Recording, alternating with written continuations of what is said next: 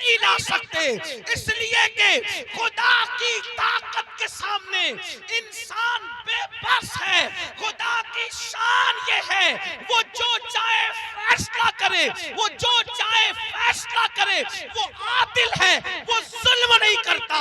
इंसान बेबस है, बेबस। लेकिन याद रखना, अहले वजाहत की बात नहीं कर रहा हूं, उनकी शान अलग है, मगर याद रखना हम जैसे इंसान तो बेबस ही हैं। अल्लाह अकबर। मेरे आका ने सलाम के प्यारे दीवानों, जिना करके घर की बरकत को खत्म करके सिर्फ तावीज़ात के सहारे और अल्लाह अकबर बुजुर्गों की दुआओं के सहारे घर में बरकत के मुतलाशी हो। वल्लाह अल्लाह ना चाहे तो फिर घर में कोई बरकत नहीं ला सकता। हम लोग अहले तौहीद है, अहले सुन्नत सूफिया के मानने वाले हैं। हमारा अकीदा ये है, खैर ही व शर ही मिनल्लाहि ताला, हर खैर और शर अल्लाह की तरफ से है। लेकिन अल्लाह अकबर, अब सुनो, गौर से सुनो, मेरे और तुम्हारे आका फरमाते हैं, हजरत मालिक कहेंगे, आग की सलाखें आंखों में फेर दो।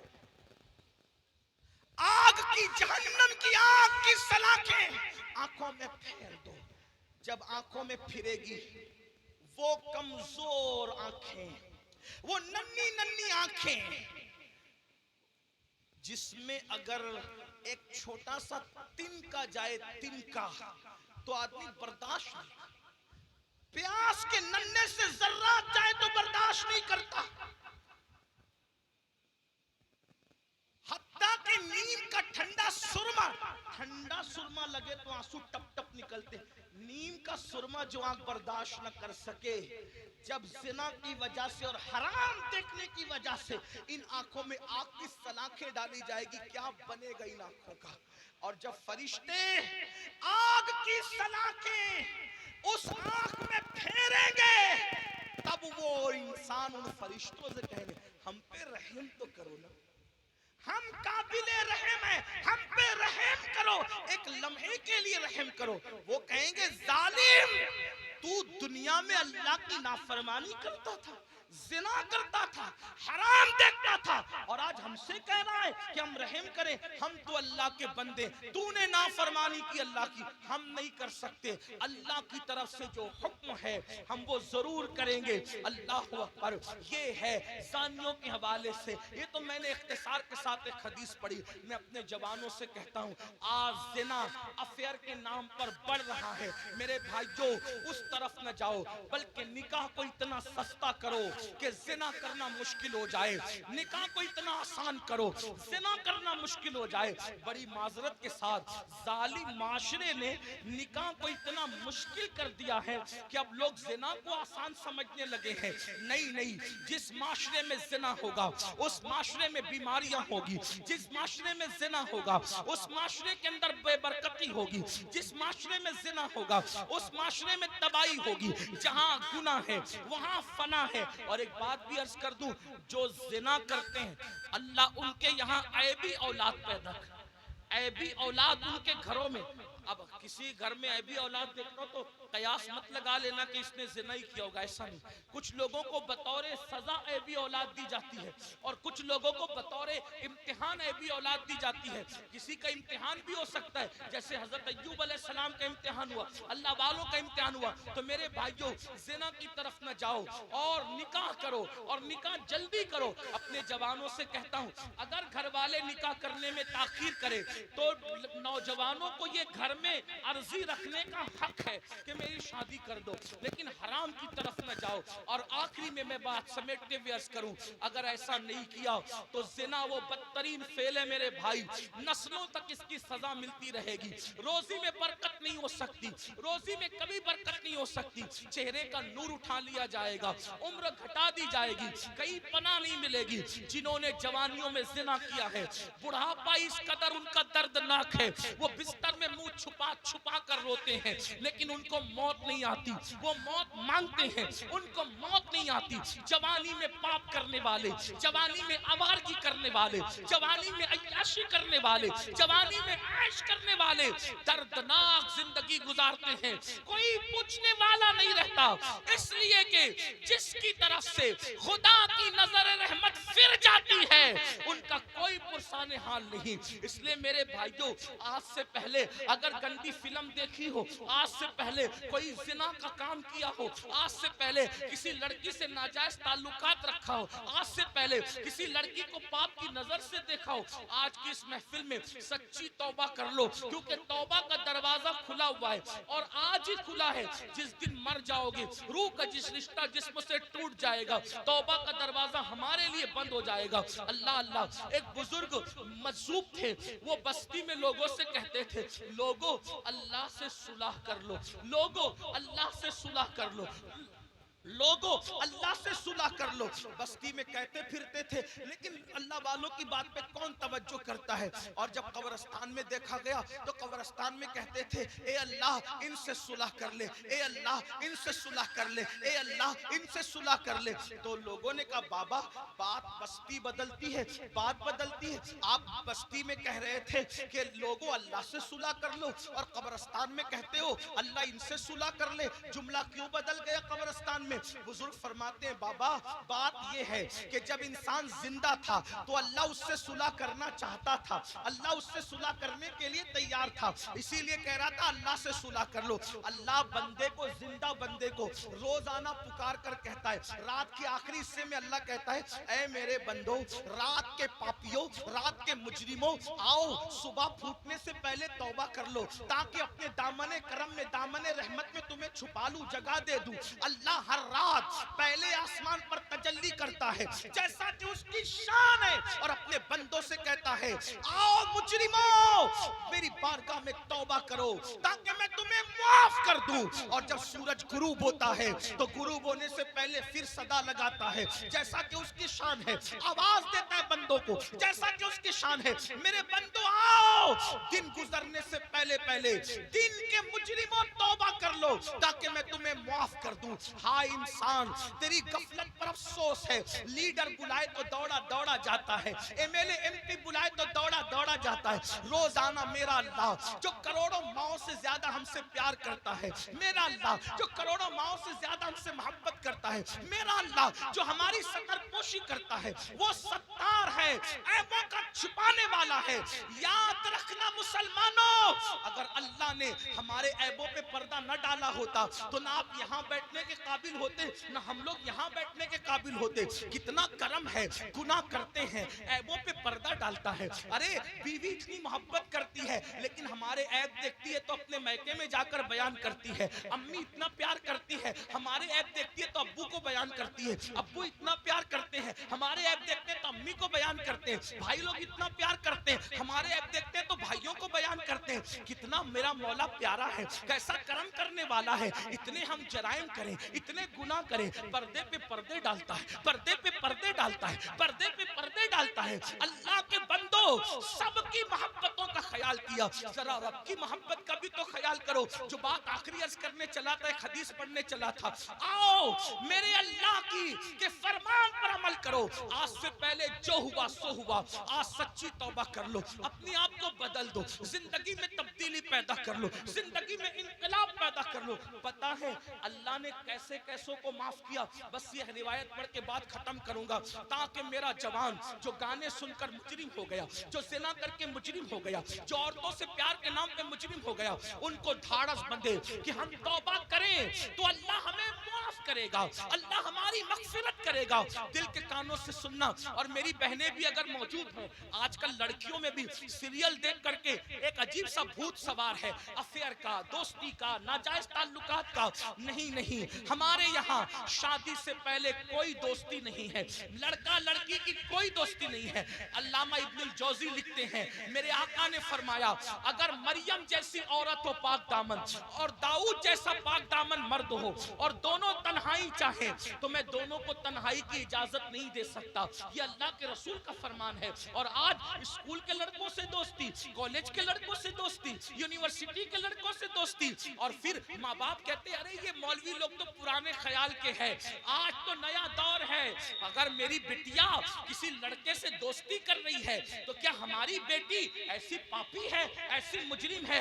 मैं कहता हूँ, सुन लो, किसी की बेटी पापी नहीं होती, किसी की बेटी मुजरिम नहीं होती, मगर अंदर जो जो नफ्स है, नफ्स वो बुराई का हुक्म देता है, वो बुराई पे उभारता है।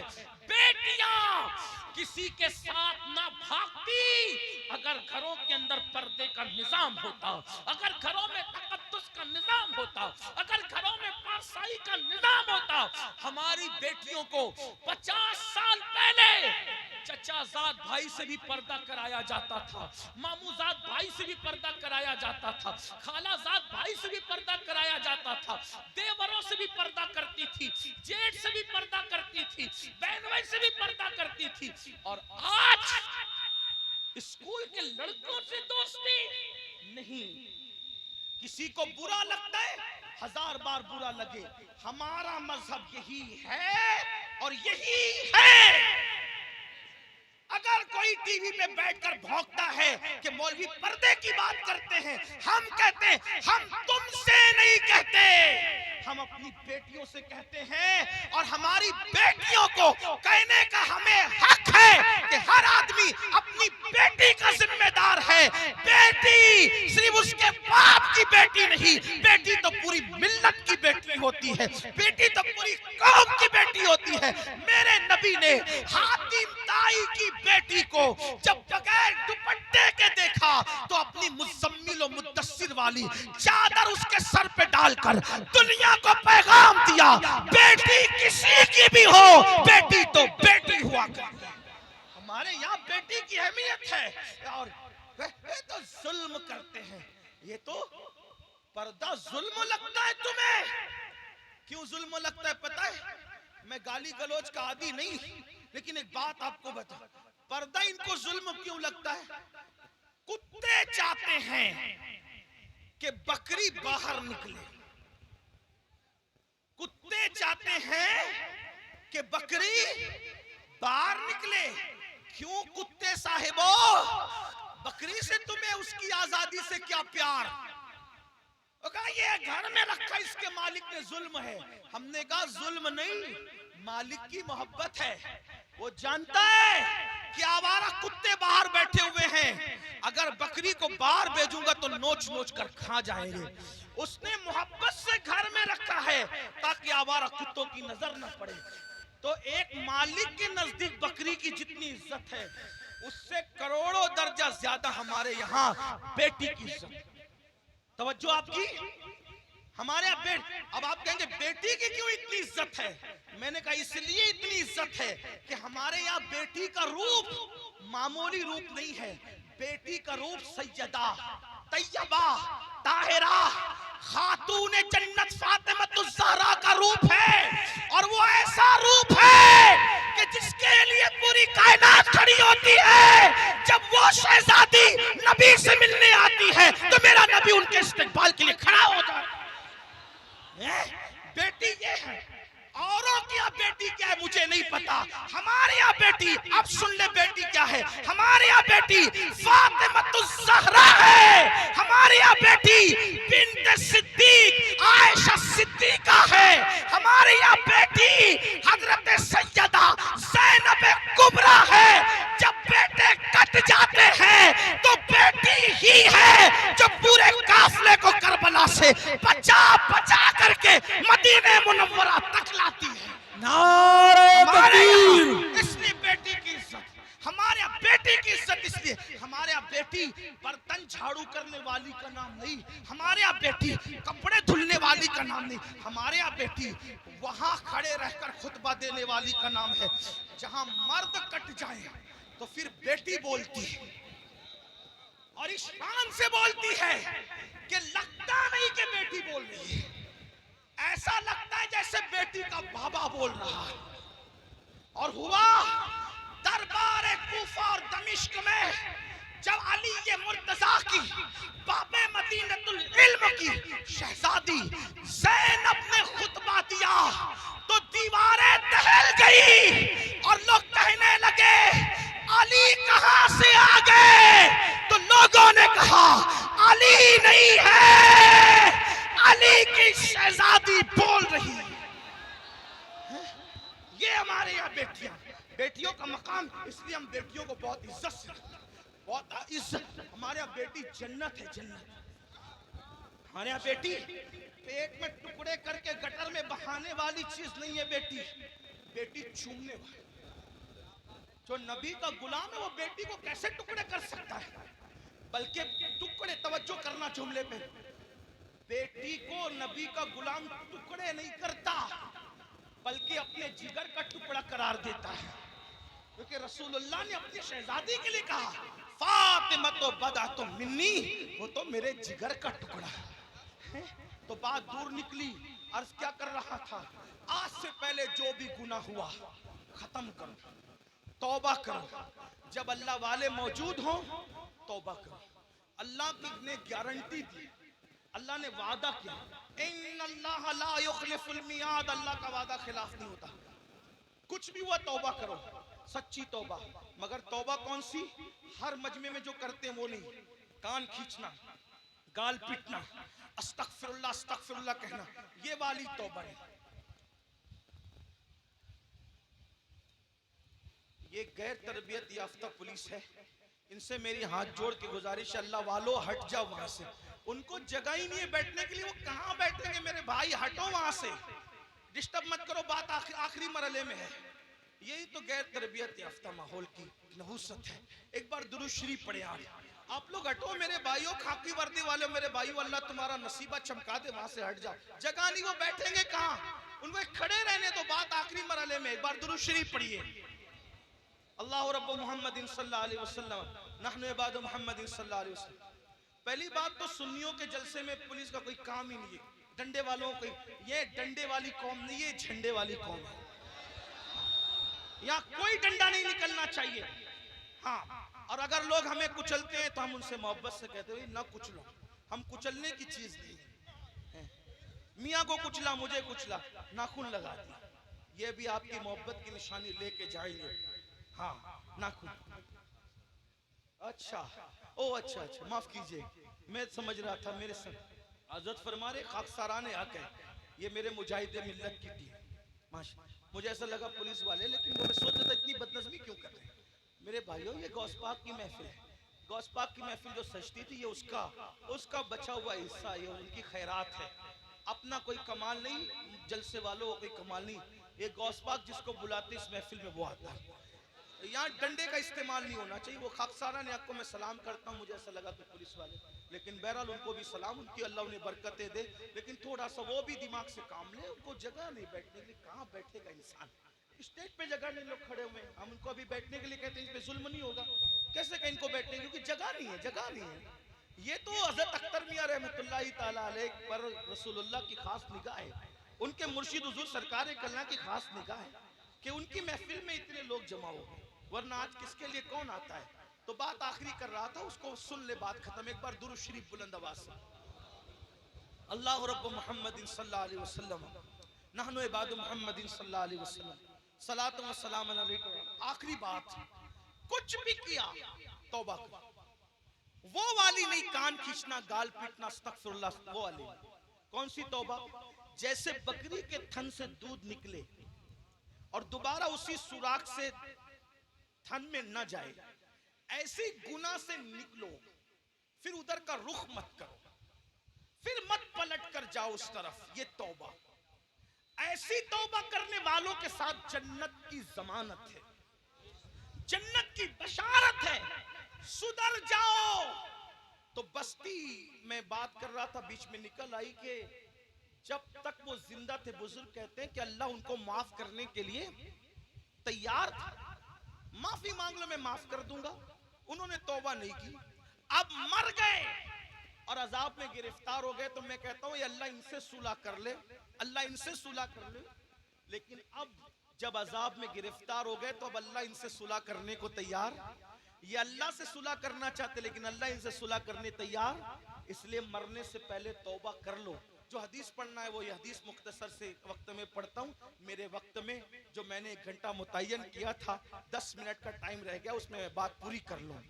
हदीस पाक का मफहूम है, कई किताबों के अंदर ये हदीस है जिसको फ़क़ीह अबुल्लैथ सबरकंदी ने लिखा, अल्लामा इब्नुल जौज़ी ने लिखा, मैं वहाँ से बतौर मफहूम पढ़ रहा हूँ। सैयदना फ़ारूक आज़म एक